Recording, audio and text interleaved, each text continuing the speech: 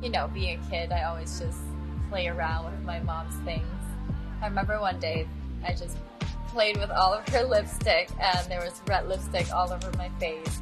But I just remember growing up loving makeup because every time I see my mom apply her lipstick, the confidence that she has afterwards. I see my face as a canvas and makeup is art. Well, when I think of confidence, it really comes from the inside, but makeup does help because I know that when my eyeliner is on fleek and my lipstick is on point, I have that confidence to just open the door and just smile and welcome the world. And no matter what comes through during that day, I know I can get through it.